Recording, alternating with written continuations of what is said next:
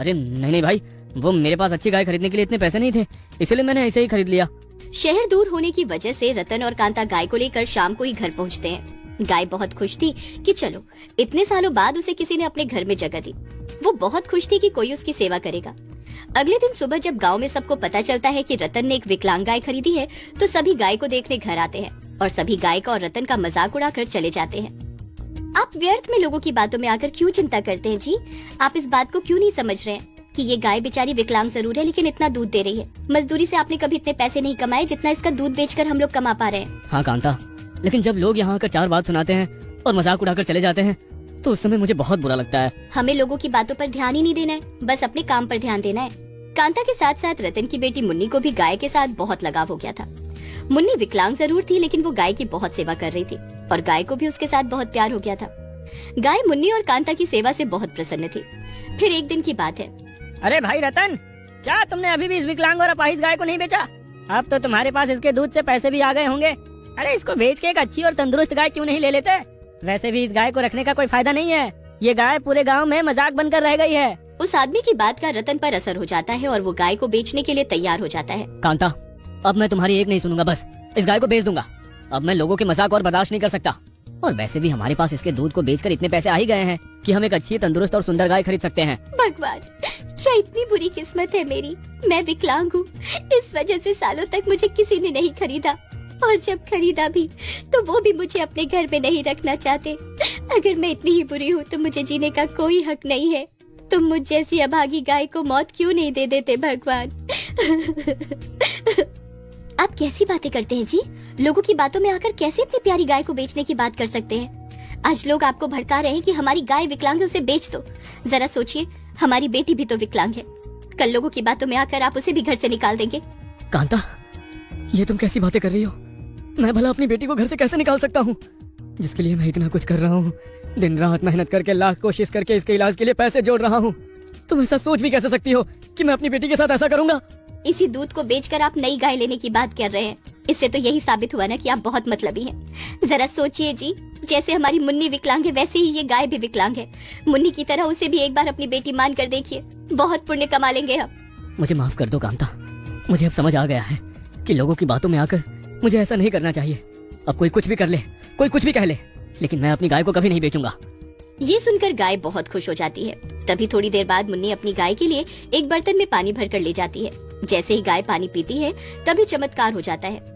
जिस बर्तन में मुन्नी गाय के लिए पानी ले गई थी, उस बर्तन में सोने की अशर्फियों के ढेर लग जाते हैं। इस बात की खबर मुन्नी अपने माता पिता को देती है। जब रतन और कांता ये सब देखते हैं तो बहुत हैरान रह जाते हैं। देखा, आप गाय को बेचने की बात कर रहे थे, जो कि हमारे लिए इतनी भाग्यशाली है और चमत्कारी गाय है। तुम सही कह रही हो कांता, अब हमें मुन्नी के इलाज के लिए बिल्कुल भी चिंता करने की जरूरत नहीं है। हमारी प्यारी गाय ने चमत्कार करके हमें इतना सोना दे दिया है कि हम मुन्नी का इलाज कल ही करवा सकते हैं। कांता और रतन वो सोने की अशर्फियां सुनार के पास जाकर बेच आते हैं और मुन्नी का बहुत बड़े अस्पताल में अच्छे से इलाज करवाते हैं। जिसके बाद धीरे धीरे मुन्नी अपनी टांगों पर खड़ी होकर चलने लगती है। इसके बाद हर रोज जब भी जरूरत होती, कांता और रतन को उनकी गाय सोने की अशर्फियां देती। धीरे धीरे करके रतन और कांता गाँव में सबसे अमीर बन जाते हैं। सारे गाँव वाले हैरान थे कि गाँव का सबसे गरीब आदमी आखिर इतना अमीर कैसे हो गया। रतन और कांता को अपनी गाय पर बहुत गर्व था। गाय भी सबके साथ बहुत खुश थी। हाय सीता, आज तो बहुत थक गया रे, कमर टूट रही है मेरी। हाँ जी, आप बिल्कुल सही कह रहे हैं। आज तो थकावट के मारे बुरा हाल है। हिम्मत ही नहीं हो रही है कि आज शाम का खाना भी बनाऊं। सीता, तुम चिंता क्यों करती हो? मैं हूँ ना, मैं तुम्हारी मदद कर दूंगा। देखना झट से कैसे खाना बन जाएगा। गोविंद और सीता दोनों बहुत ही मेहनती पति पत्नी थे। पूरा पूरा दिन दोनों खेतों में काम करते थे, पर अब शरीर में पहले जैसी ताकत नहीं बची थी, क्योंकि दोनों बूढ़े हो चले थे, जिस वजह से अब दोनों से इतना काम नहीं हो पाता था। दोनों को शादी के बहुत लंबे समय के बाद 2 जुड़वा बेटे हुए थे, जिनका नाम कर्म और धर्म था। कर्म और धर्म अभी छोटे छोटे ही थे, अपने माँ बाप के साथ काम में हाथ नहीं बटा पाते थे। फिर एक दिन की बात है, धर्म और कर्म दोनों स्कूल से घर वापस लौट रहे थे कि तभी उन्हें रास्ते में गाय की रंभाने की आवाज आती है। रुक तो धर्म, मुझे ऐसा क्यों लग रहा है कि यहाँ कोई गाय है जो रो रही है, दर्द से चिल्ला रही है। हाँ कर्म, चलो चल के देखते हैं। दोनों भाई जाकर देखते हैं कि एक गाय पेड़ के नीचे छुपकर बैठी है और बुरी तरह से घायल है। अरे ये गाय तो बहुत ही बुरी तरह से घायल है और ऊपर से रो भी रही है। गाय, क्या हुआ है तुम्हें? तुम इतनी घायल कैसे हो गई और तुम रो भी रही हो? क्या तुम्हें किसी ने मारा है? हाँ, मुझे मेरे मालिक ने मारा है। वो बहुत बुरा इंसान है। मैं गर्भवती हूँ। वो अक्सर मुझे मारा करता है। मेरे पेट में बच्चा है, इस वजह से मुझे आज कुछ ज्यादा ही भूख लग गई थी। मैंने थोड़ी ज्यादा घास खा ली, जिस वजह से उसने आज मुझे डंडे से खूब पीटा और मार मार कर मेरी टांग तोड़ दी। टूटी हुई टांग सब मैं चल भी नहीं पा रही हूँ। मुझे अपने मालिक का बहुत डर सता रहा है कि कहीं वो फिर से आकर मुझे मारेगा तो नहीं, इसलिए मैं यहाँ छुप के बैठी हूँ। मैं उस घर में दोबारा नहीं जाना चाहती। वो बहुत बुरा इंसान है, मुझे बहुत मारता है, बहुत रुलाता है। गैया तुम चिंता ना करो, अब तुम्हारा मालिक तुम्हें कभी नहीं मार पाएगा। और ये जो तुम्हारे आंसू है, अब ये आखिरी आंसू है। आज के बाद तुम्हारी आंखों में कभी आंसू नहीं आएंगे। तुम हमारे साथ हमारे घर चलो। धर्म और कर्म दोनों भाई गाय को घर ले आते हैं। अरे अरे, ये तुम दोनों किसकी गाय को घर उठा कर ले आए? बाबा, ये किसी की गाय नहीं, हमारी गाय है और इसका नाम लक्ष्मी है। इसका मालिक इसे बहुत मारता है, उसी ने मार मार के इसकी टांग तोड़ दी है। देखिए ना बाबा, ऊपर से ये गर्भवती भी है। इसे अभी हमारी बहुत जरूरत है। हम इसकी सेवा करेंगे तो ये बिल्कुल ठीक हो जाएगी। बच्चे बिल्कुल सही कह रहे हैं जी। गाय की हालत बहुत खराब लग रही है और ऊपर से ये बच्चा भी देने वाली है। हमें इसकी अच्छे से सेवा करनी चाहिए। चलिए आप इसके रहने का इंतजाम करिए, तब तक मैं अपनी देसी जड़ी बूटियों की दवाई बनाकर लक्ष्मी की टांग पर लगाकर इसकी मरहम पट्टी कर देती हूँ। इस तरह से गोविंद, सीता और दोनों बच्चे लक्ष्मी की खूब सेवा करते हैं। उसकी अच्छे से मरहम पट्टी करते हैं, खाने में भी अच्छी अच्छी घास खिलाते हैं। देखते ही देखते लक्ष्मी अब बहुत तंदुरुस्त और हट्टी कट्टी गाय हो जाती है। लक्ष्मी उनके साथ रहकर बहुत खुश थी। देखा लक्ष्मी, मैंने कहा था ना, तुम हमारे साथ रहोगी तो बहुत खुश रहोगी। हाँ, अब तो तुम्हारी टांग भी बिल्कुल सही हो गई है। अब तुम बहुत अच्छे से चल फिर सकती हो। हाँ, तुम सब कितने अच्छे हो। लगता है पिछले जन्म में मैंने कोई बहुत अच्छे कर्म किए होंगे जो मुझे तुम्हारा परिवार मिला। अब मैं यहाँ से कहीं नहीं जाऊंगी, मैं तुम लोगों के साथ ही रहूंगी। हाँ हाँ लक्ष्मी, अब तुम हमारे साथ ही रहोगी। लक्ष्मी सबकी सेवा से बहुत प्रसन्न थी। तभी थोड़े दिनों में लक्ष्मी एक प्यारे से बछड़े को जन्म देती है। बछड़ा देखने में बहुत ही सुंदर था। धर्म और कर्म तो अब पहले से भी और ज्यादा खुश थे, क्योंकि उन्हें खेलने के लिए एक प्यारा नन्हा मुन्ना बछड़ा जो मिल गया था। और लक्ष्मी का दूध तो एकदम करामाती दूध था। जो कोई भी लक्ष्मी का दूध पीता, मानो उसे सारी बीमारियों से छुटकारा मिल जाता। अब तो लक्ष्मी का दूध लेने के लिए लोगों की लंबी कतार लगी रहती थी। सभी लोग अब गोविंद के घर से लक्ष्मी का दूध लेना पसंद कर रहे थे। ये बात हवा की तरह चारों ओर दूर दराज के गांव में भी फैल जाती है। तभी एक दिन किसी तरह से ये बात लक्ष्मी के असली मालिक तक भी पहुंच जाती है। लक्ष्मी के करामाती दूध के बारे में सुनकर लक्ष्मी का असली मालिक लक्ष्मी को वापस लेने गोविंद के घर पहुंच जाता है। देखो गोविंद, ये गाय मेरी है। तुम मेरी गाय को ऐसे अपने पास नहीं रख सकते। तुम्हें मेरी गाय को मुझे वापस करना ही होगा। हाँ, मैं मानता हूँ कि तुम लोगों ने कुछ दिनों तक मेरी गाय की बहुत सेवा की है। उसके बदले में तुम इस बछड़े को रख सकते हो, लेकिन मेरी गाय को वापस कर दो। ऐसे कैसे वापस कर दे? ऐसे कैसे वापस कर दे? आपने लक्ष्मी को मार पीट के मरने के लिए अकेले छोड़ दिया था, तब आपको लक्ष्मी की याद नहीं आई।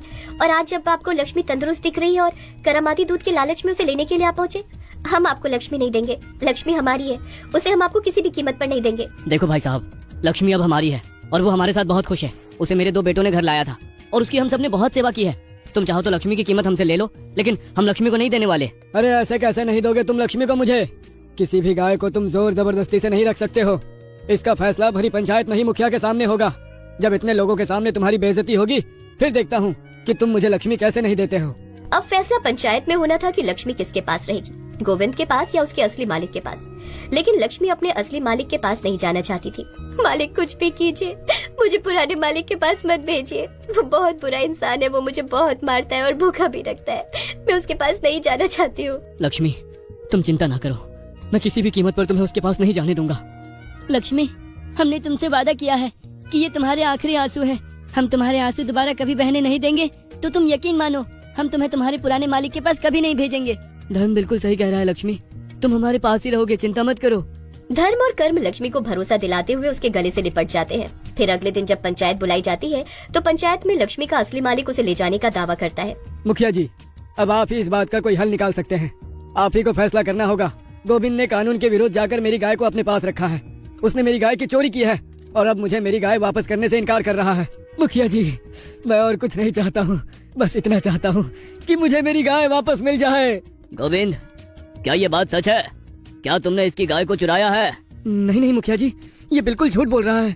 मैंने लक्ष्मी को नहीं चुराया है, बल्कि वो खुद मेरे दोनों बेटों के साथ मेरे घर आई थी और वो हमारे साथ बहुत खुश है।